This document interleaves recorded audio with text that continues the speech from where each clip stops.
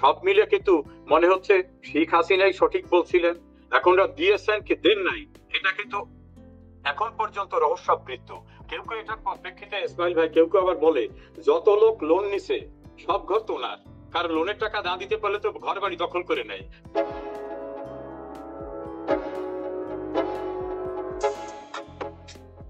বন্দর দেয়া এবং করিডোর দেয়া সেনাপ্রধান বলেছেন যে নির্বাচিত সরকার যখন আসবে তখন তারা এই বিষয়ে চিন্তা ভাবনা করবেন, জনগণের সাথে আলোচনা করে দেবেন কি দেবেন না। আপনার কাছে এখন কি মনে হচ্ছে, এটা কি দেয়া হয়ে গেছে না কাজ চলছে? না, এটা তো এখনো রহস্যাবৃত। আমি আবার সুপ্রিম কোর্টের রেফারেন্সে যাই, সেখানে মাননীয় বিচারপতিরা যদি ধরে নিয়ে যে সত্যি রেফারেন্স হয়েছিল, তারা বলছেন অন্তর্বর্তীকালীন ব্যবস্থা। তা অন্তর্বর্তীকালীন ব্যবস্থা মানে কি? ধরেন একটা অফিসে কর্মকর্তা নাই, রুটিন দায়িত্ব পালন যিনি করবেন, ল্যাঙ্গুয়েজটা কিন্তু অন্তর্বর্তীকালীন ব্যবস্থা। তো অন্তর্বর্তীকালীন ব্যবস্থার দায়িত্বে যিনি থাকবেন তিনি কিন্তু অথরিটি হিসাবে সবকিছু এক্সারসাইজ করতে কোনো ভয় পারেন না।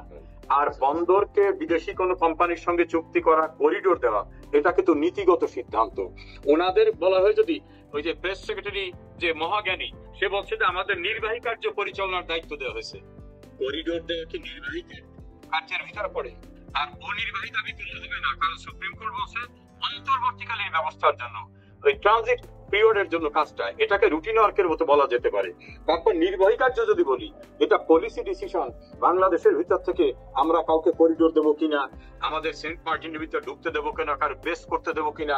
আবার ওনাদের সময় ওনার পররাষ্ট্র সেক্রেটারি, ফরেন সেক্রেটারি বললেন সীমান্ত বহিঃশক্তির নিয়ন্ত্রণে, তখন আমার সীমানা অন্যের নিয়ন্ত্রণে চলে গেছে। আবার একজন অ্যাডভাইজার একবার বললেন বাংলাদেশের মানচিত্র নতুন করে আঁকতে হতে পারে। তার মানে কি দেশ কমে যাবে, কিছু অংশ ছেড়ে দেবো? যেটা প্রধানমন্ত্রী শেখ হাসিনা বলছিলেন যে আমাকে প্রস্তাব দেওয়া হচ্ছে যে পূর্ব তিমুরের মতো একটা রাষ্ট্র করা হবে, আমাদের কিছু অংশ ছাড়তে হবে, আমি যাতে রাজি হইনি। তাহলে ওনাদের কথা কৃতকর্ম, এই সব মিলে কিন্তু মনে হচ্ছে শেখ হাসিনাই সঠিক বলছিলেন, এখন দিয়েছেন কি দেন নাই, এটা কিন্তু এখন পর্যন্ত রহস্যাবৃত। অনেকেই তো বলে দেওয়াটা শেষ হয়ে গেছে। ফেসবুকে একটা স্ট্যাটাস দেখলাম, সেখানে কেউ কেউ লিখছে যে আমেরিকার অনেককে নিয়ে এসে একটা গভর্নমেন্ট ফার্মে বসাই দেওয়া হয়েছে, তারা বেচা কেনার সবকিছু ফাইনাল করে আসছে, এখন ডেলিভারি দিচ্ছে। আমাদের একজন বীর মুক্তিযোদ্ধা রাজনীতিক অ্যাডভোকেট ফজলুর রহমান আরো ক্লিয়ার করে বলছেন যে এই বেনিয়ারা এসে যেটা করতেছে, আমাদের সিনিয়র সাংবাদিক এম এ আজিজ এবং মাসুদ কামাল, তাদের রিপিটেডলি তারা বলতেছেন যে এরা সব কারবার করে ফেলছে। সাংবাদিক আজিজ তো বলতেছেন এই সরকার বাংলাদেশ সরকার না, এটা আন্তর্জাতিক সরকার, কারণ এখানে যারা বসা আছেন, যেমন কনস্টিটিউশন তৈরি করবেন যিনি, তিনি বাংলাদেশের নাগরিকই না। এরকম ভাবে যেটা করা হচ্ছে, আমার ধারণা এরা একটা মিশন নিয়ে আসছে, সেই মিশনটা সফল করার ভিতর থেকে লং টাইম তারা কন্টিনিউ করবে। এবং তারা যে বেনিয়া যাদের দ্বারা পাঠানো, ওই যে অ্যাডভোকেট ফজলুর রহমান বলছে দেশ চালাচ্ছে লর্ড ক্লাইভরা। এখন এই লর্ড ক্লাইভ বলতে কিন্তু তিনি আবিধানিক অর্থে একটা রেটরিক শব্দ, ক্লাইভরা মানে বহিরাগত। তো যারা বিদেশের নাগরিক, বিদেশে থাকে, বিদেশের পাসপোর্ট হোল্ড করে, ধরেন আমেরিকার পাসপোর্ট নিতে গেলে কিছু শপথ নিয়ে বলতে হয় যে এই রাষ্ট্রের অর্থাৎ আমেরিকার স্বার্থ রক্ষা করবে। আমেরিকার সিটিজেন যিনি, সে তো আর বাংলাদেশের স্বার্থ রক্ষা করবেন না। তাদেরকে ভাড়া এনে বাংলাদেশে একটা তথাকথিত ওই যে আজিজ ভাই ভাষায় যে আন্তর্জাতিক সরকার গঠন করা হয়েছে, এরা কি করেছে সেটা দেখার সময় আছে। তবে বাংলাদেশের মানুষকে কেউ যদি বেকুব মনে করে এসব করে থাকে, এটা সাস্টেইন করাতে পারবে বলে আমার মনে হয়। এখন আমি গভর্নমেন্টের এক টার্মে একটু দায়িত্বে ছিলাম, এমপি ছিলাম, মন্ত্রীও ছিলাম। বাংলাদেশের দারিদ্র্যের হার দুইটা স্টেজ, একটা হলো দরিদ্র, একটা হলো অতি দরিদ্র। এই অতি দরিদ্র যারা এবং যারা বিপন্ন, তাদেরকে সোশ্যাল সেফটি নেটওয়ার্ক, সামাজিক যে প্রতিরক্ষা বলয় করা হয়, সেই বলয়ে বিভিন্ন রকম সাহায্য সহযোগিতা দিয়ে তাদের দারিদ্রতা একেবারে জিরোর কোঠায় নিয়ে যাওয়ার জন্য প্রধানমন্ত্রী শেখ হাসিনা পদক্ষেপ নিয়েছিলেন। ফলে অতি দরিদ্রের সংখ্যা একেবারে নিঃস্ব হয়ে আসতেছিল, আর দারিদ্রের সংখ্যা কমতে কমতে অন্য জায়গায় যাচ্ছিল। এখানে কিন্তু একটা বিষয় আছে, যারা বাংলাদেশে অনেকেই কিন্তু গৃহহীন, আবাসিক, কিন্তু আমাদের সংবিধানের আর্টিকেল 15 বলা হয়েছে মানুষের ফান্ডামেন্টাল ডিমান্ড, যেটা অন্ন, বস্ত্র, বাসস্থান, চিকিৎসা, শিক্ষা। বাসস্থান, অনেকের বাড়িঘর ছিল না। প্রধানমন্ত্রী শেখ হাসিনা সরকার কিন্তু সরকারি জায়গা পড়ে থাকায় বিল্ডিং করে হাজবেন্ড ওয়াইফের নামে সরকারি টাকায় দলিল করে ইলেকট্রিক কানেকশন, বিদ্যুৎ সহ পানির ব্যবস্থা করে তাদের ওই যে আবাসীন অবস্থাটা ছিল সেই ব্যবস্থাটা দূর করে, হ্যাঁ হ্যাঁ, সেটার ভিতর থেকে তাদের এইভাবে ডেভেলপ করে দিল।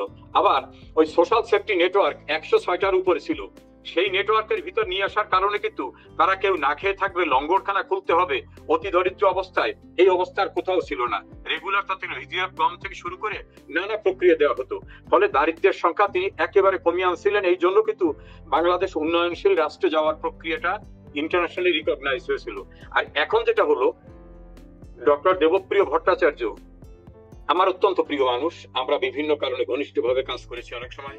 তার তিনি তো এই সরকারের পক্ষে আওয়ামী লীগের বিরুদ্ধে যত প্রকার তথ্য উপত্য, যত প্রকার থিসিস দেশে দেশের বাইরে যতদূর পারা যায় সব সময় তিনি দিচ্ছেন, তার সঙ্গে একটা টিম টুম মিলে।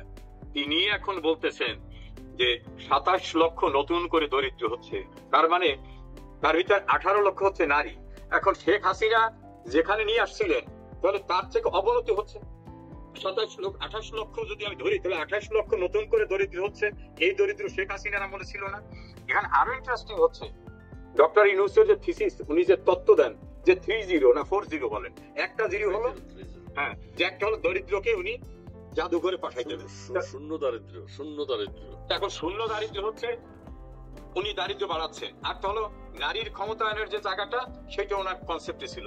এখন নারীর ক্ষমতায়নের জায়গাটাও আরো বিপন্ন অবস্থায়, অর্থাৎ ওনার জিরোটাকে কেউ ব্যঙ্গ করে বলতে চায় যে উনি চান এই গরিব মানুষ এবং নারী যারা এরা দারিদ্রতার একেবারে শূন্যের কোঠায় চলে যাক। এইটা বোধহয় ওনার মূল কনসেপ্ট বোধহয় এটা।